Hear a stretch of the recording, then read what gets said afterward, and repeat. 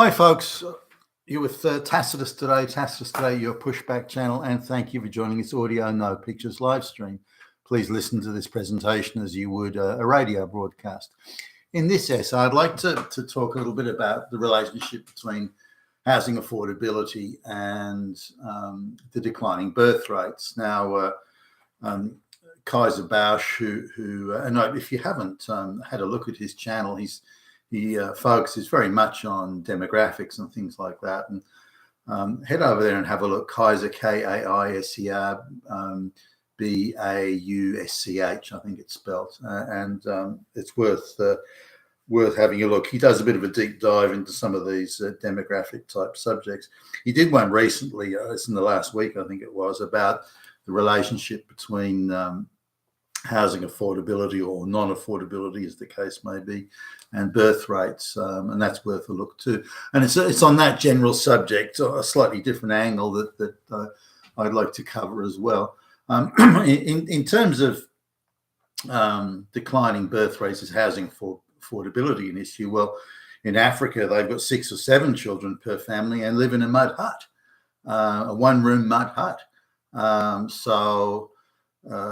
Having a nice house from a nice place, that's got nothing to do with it.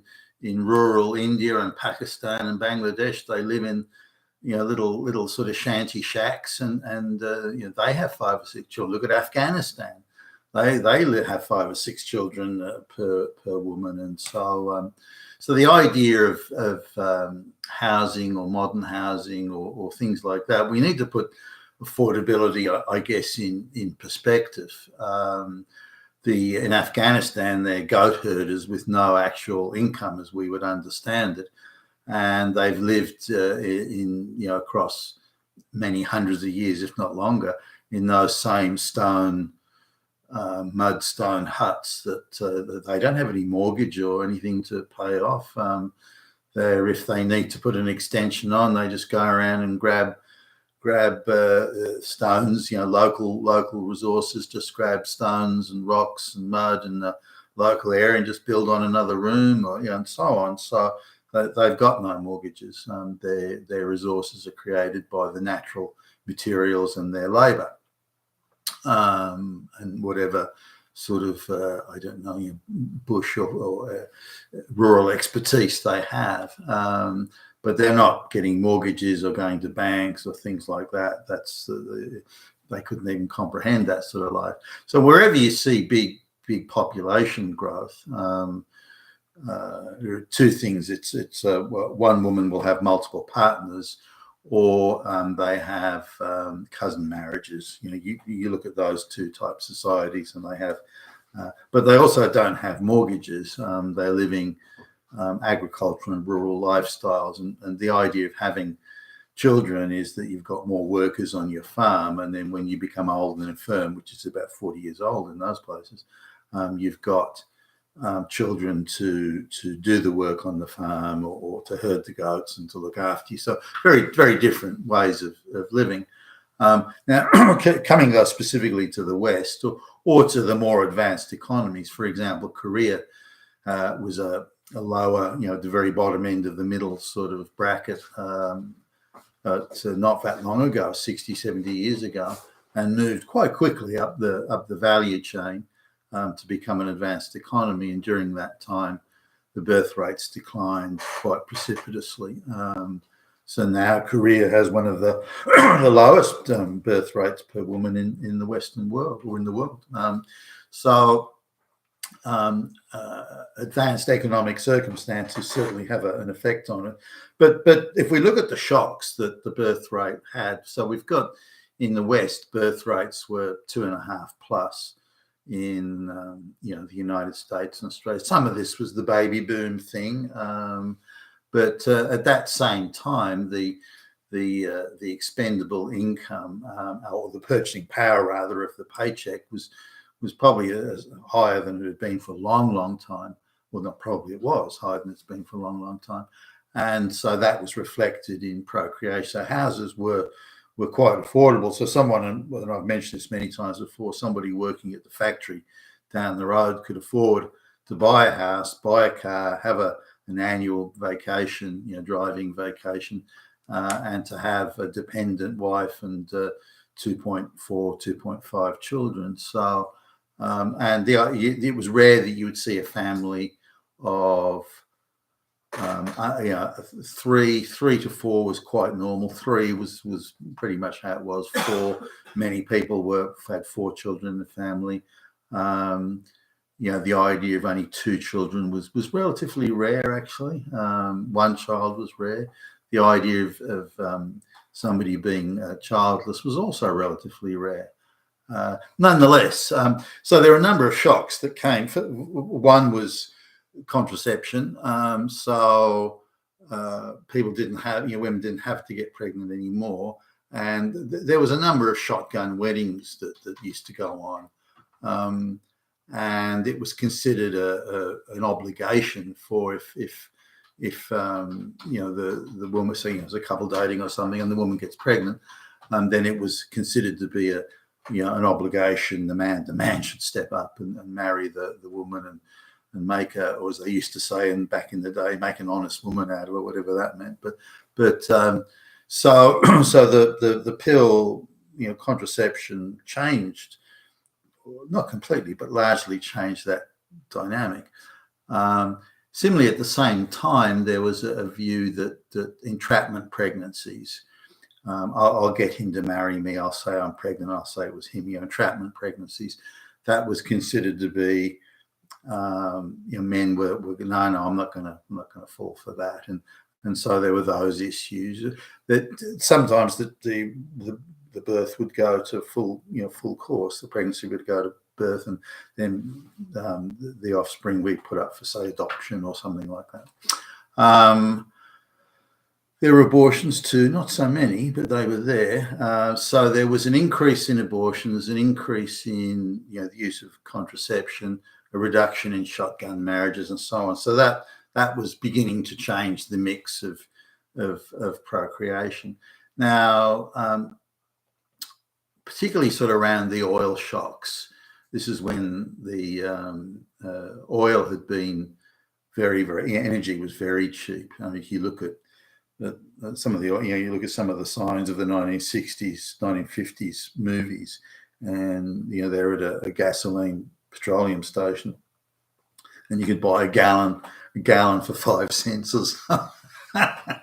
So the Arabs, the OPEC, as it's called, increased the price of oil very substantially. I think they increased it by four times, 5 times, something in that order, in the early 1970s, in response to the West supporting Israel, and so or America supporting Israel, and so the price of oil jumped, very substantially and very quickly. And I mean, it still wasn't. You could still buy a gallon of petroleum gasoline. You could still buy it for 50 cents or so, even after that. So, but it goes to, and this fed out into all sorts of other areas and caused inflation, and then wage price spiraling and these sorts of things. So that was the beginning of property starting to increase in price, and the affordability of a house, the purchasing power of the paycheck was going into decline, sort of around that time. So, but you look at a price of, say, a house in a nice area that cost $25,000 in 1970. That same house today would sell for $4 million. So to give you an idea as to how affordability has changed. Similarly for rent, and I've mentioned this, another, an average rent would be 20% of your paycheck in say in 1975, but today it would be 65% of the paycheck. So the difference in affordability clearly has an impact on how many people have to work, how long they have to work, what surplus income do they have left over after they've met the basics, such as rent and food and so on. So, and these are all contributing factors. So is the cost of real estate on its own the primary factor? Well, it's certainly a key factor. It's not the only one, though. But More importantly, as certainly as I see it, is the is a society going off the a very affordable housing to very unaffordable housing within 1 or 2 generations. So, I'm old enough, and I'm not a million years old. I'm old enough to remember the days when, um, you could it was something like three times the average income to buy the average price house. Today it's 11 times. I'm talking about Sydney in Australia here. It's 11 times the income to buy that same house. When you adjust for other costs of living and you adjust for things like student loans and all the other costs, food, transport, and so on, you adjust for all those, and you're looking at you would need something in the order of 70 to 75 years to pay off a mortgage on even even more than that on an average salary. So the relationship is completely changed, but it's given it's within 1 or 2 generations that decline in affordability occurred. So it's within living memory. People remember the days when they could afford this, that, and the next thing, and it not being that long ago. I remember as a kid when a loaf of bread would be less than 20 cents, and that same loaf of bread today is nearly $4. So I remember those times with the price of milk. A litre of milk was 14 cents. It's now $1.60 odd, and that's for the entry level stuff. So these are some of the differences that occur, and if they occur within your lifetime and within the living memory of the people alive at the time, it causes a significant change in behaviour, because you remember the days when it's much better. Now, in order to acquire property in an advanced economy, you have to buy it, financing from the bank, this sort of thing. And you also go through the odd thing where that single dwelling maybe have been bought and sold 50 times. It's still the same dwelling, but the bank has managed to sell it 50 times over. So that concept of finance is very different from the mud hut in Africa. Now, if we look at places like Africa, or wherever birth rates are high, it could be Afghanistan, many parts of Africa, and so on. They don't have this mortgage thing. They don't have to buy the house from the bank and so on. The land is in effect vacant, or considered to be tribal land generally. So they just gather local raw materials, the stone, the mud, make mud bricks, and just build their own place. And that doesn't have running water. It doesn't have sewerage, and it doesn't have this, that, the roof leaks, and so on and so forth. The place gets real smoky when you're cooking dinner, but they don't have that mortgage cost. And given that they're living a primarily, not exclusively, primarily a subsistence existence, then they don't have this issue with affordability in the same way. So affordability across the range is a big issue. Now, other detractors say, well, hold on, in the 1860s in Europe, birth rates are much higher. They could be between 3 and 4, even over 4 in some areas of Western Europe. And so, well, and houses weren't affordable. But again, you have that range where people weren't buying houses. They were living in very moderate means. Again, the one or two room place, living a largely agricultural existence, these sorts of things. Also, the relationship of rent. And if you look at an example of this, the Great Depression as a case in point, where there's unemployment was 25-30%. If you read all the accounts of the time, the real problem people had was getting enough to eat. And this was more of a city issue than a country issue, but nonetheless, it was a widespread issue. So the cost of food and finding food was difficult. People could afford rent. Rent doesn't seem to have been an issue. Not that there weren't evictions or these, that there were, but rent doesn't appear to have been the issue. That seems to have been quite easily and quickly solved. food was the issue, getting enough to eat. And people who are recounting they were easily able to have accommodation. That wasn't a problem, but getting out and finding food was. And people were going out on the streets all day looking for opportunities to get food, going through garbage bins and these sorts of things. Or people would in the rural areas, and certainly in Australia and in the United States. And if you read sort of John Steinbeck's novels, he takes a snapshot of in say of Mice and Men, Cannery Row, and those sort of novels. He takes a snapshot of how life was during that depression, where there was armies of what had previously been entry-level labourers, and there was a huge pool of those people in 1920s and 1930s United States, and they would work on a farm just for food and board, and they were cheap labour for the farm. So if you had a fairly marginal farm, you could access the labour. Nothing, it would cost you nothing. You didn't have to pay them, and you just put them in the hayloft. Give them a few blankets or something like that, or they would sleep with the animals. The body warmth of the animals, that sort of thing, and they would work just for food and shelter. And so there was vast armies of those labourers around the place. Now, if you look at other areas where the birth rates are high, again, they don't have this issue of cost of living in the same way. They're living, again, as I mentioned, a primarily agricultural barter, subsistence type existence. So the cost issue isn't there. Also, the mortality rate is quite high, so that they have a higher birth rate, if you like, to compensate for the mortality rate.